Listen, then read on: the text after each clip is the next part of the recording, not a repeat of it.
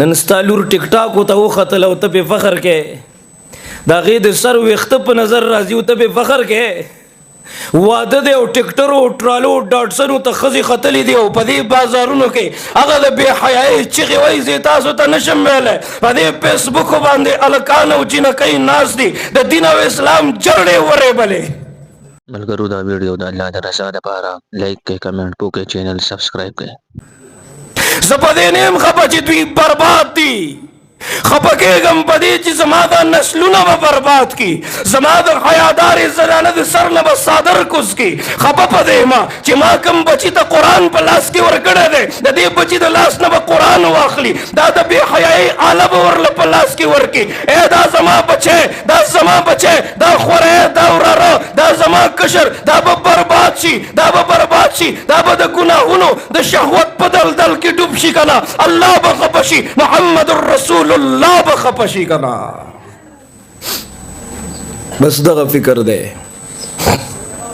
پرون راته چا یو ویډیو راولې غلا ماته مولانا صاحب دا لګو ګوره په دې بیا لګ بیانو کما وې زب کما به بیانو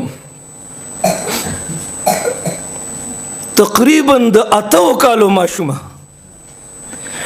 ډیر کم عمر دی کنه د 8 کالو ماشومه آغا فاش آغا بے حیا خلق آغا سرا پا فیسبوک باندے ناستا دا آغا دا بے حیائی خبری کئی چیز لکه میں درد پیدا شی ما سر الفاظ نشتا چیزی تاسو تا بیان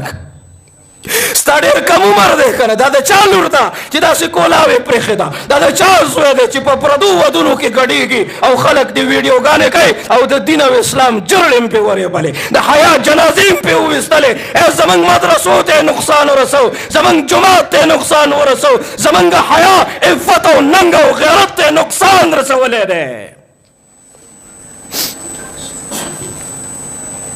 هغه ټیک ټاکر ته تپوس وکړو دوی ورته ټیک ټاکر وای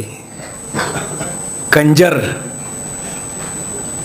دغه ډیر عزت دی چې څوک ډیر بے حیا دی چې څوک دین ته ډیر نقصان رسوي دغه ډیر عزت دی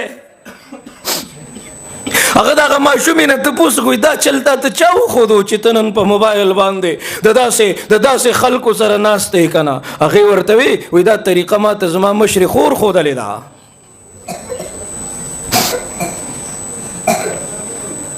किताब सादा रहेगी कब तक कभी तो आगाज़ बाब होगा जिन्होंने बस्ती उजाड़ ढाली कभी तो उनका हिसाब होगा सुकूत सहरा में बसने वालों